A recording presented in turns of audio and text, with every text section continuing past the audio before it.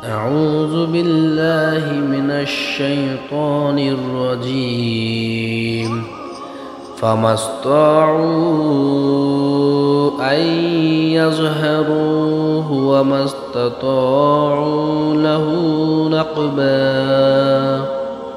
এভাবে প্রাচীরটি নির্মিত হয়ে গেল, ফলে ইয়াজুজ মাজুজ না তাতে চড়তে সক্ষম হচ্ছিল আর না তাতে ফোকর বানাতে পারছিল। সূরা কাহাফ আয়াত নম্বর ৯৭। হযরত ঈসা আলাইহিস সালাম দাজ্জালকে খুঁজতে খুঁজতে বাবুল লুদ্দে গিয়ে তাকে ধরে ফেলবেন। এই জনপদটি এখনও বাইতুল মুকাদ্দাসের অদূরে এই নামেই বিদ্যমান। সেখানে তাকে হত্যা করবেন। এরপর তিনি জনসমক্ষে আসবেন, স্নেহ ভরে মানুষের চেহারায় হাত বুলাবেন এবং তাদেরকে জান্নাতের সুউচ্চ মর্যাদার সুসংবাদ শোনাবেন। এমতো অবস্থায় আল্লাহ তাআলা ঘোষণা করবেন, আমি আমার বান্দাদের মধ্য থেকে এমন লোক বের করব যাদের মোকাবিলা করার শক্তি কারো নেই। কাজেই আপনি মুসলমানদেরকে সমবেত করে তুর পর্বতে চলে যান। সে মতে তিনি তাই করবেন। অতঃপর আল্লাহ তাআলা ইয়াজুজ মাজুজের রাস্তা খুলে দেবেন। তাদের দ্রুত চলার কারণে মনে হবে যেন উপর থেকে পিছলে নিচে এসে পড়ছে। তাদের প্রথম দলটি তবরিয়া উপসাগরের কাছ দিয়ে যাওয়ার সময় তার পানি পান করে এমন অবস্থা করে দেবে যে দ্বিতীয় দলটি এসে সেখানে কোনো দিন পানি ছিল এ কথা বিশ্বাস করতে পারবে না। ঈসা আলাইহিস সালাম ও তার সঙ্গীরা তুর পর্বতে আশ্রয় নেবেন। অন্য মুসলমানরা নিজ নিজ দুর্গে ও নিরাপদ স্থানে আশ্রয় নেবে। পানাহারের বস্তু সামগ্রী সাথে থাকবে, কিন্তু তাতে ঘাটতি দেখা দেবে।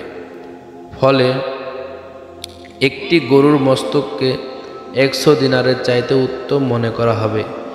হযরত ঈসা আলাইহিস সালাম ও অন্য মুসলমানরা কষ্ট লাঘবের জন্য আল্লাহর কাছে দোয়া করবেন।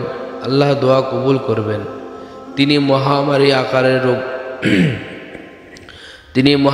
আকারে রোগ ব্যাধি পাঠাবেন। ফলে অল্প সময়ের মধ্যে ইয়াজুজ মাজুজের গোষ্ঠী সবাই মরে যাবে। অতঃপর ঈসা আলাইহিস সালাম সঙ্গীদেরকে নিয়ে তুর পর্বত থেকে নিচে নেমে এসে দেখবেন পৃথিবীতে তাদের মৃতদেহ থেকে অর্ধ হাত পরিমিত স্থানও খালি নেই এবং মৃতদেহ পচে অসহ্য দুর্গন্ধ ছড়িয়ে পড়েছে।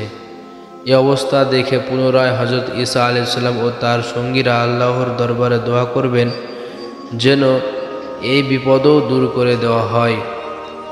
আল্লাহ তাআলা এ দোয়া কবুল করবেন এবং বিরাট আকার পাখি প্রেরণ করবেন যাদের ঘাড় হবে উটের ঘাড়ের মতো। মৃতদেহগুলো উঠিয়ে যেখানে আল্লাহর ইচ্ছা করবেন সেখানে ফেলে দেবেন। কোনো কোনো রিওয়ায়াতে রয়েছে মৃতদেহগুলো সমুদ্রে নিক্ষেপ করবে। এরপর বৃষ্টি বর্ষিত হবে। কোনো নগর ও বন্দর এ বৃষ্টি থেকে বাদ থাকবে না। ফলে সমগ্র ভূপৃষ্ঠ ধৌত হয়ে কাচের মতো পরিষ্কার হয়ে যাবে।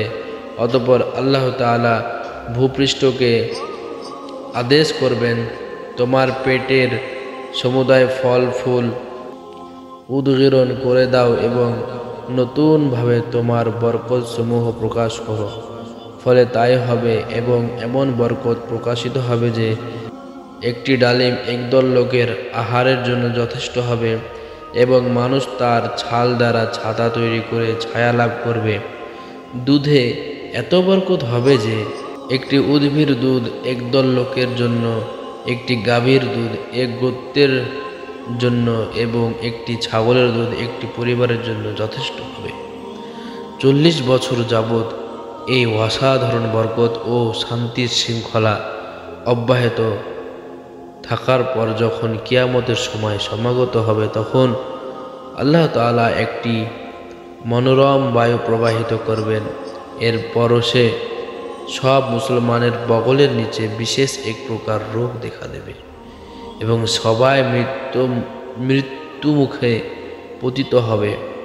শুধু কাফির ও দুষ্ট লোকেরাই অবশিষ্ট থেকে যাবে। তারা ভূপৃষ্ঠে জন্তু জানোয়ারের মতো খোলাখুলি অপকর্ম করবে। তাদের উপরে কিয়ামত আসবে।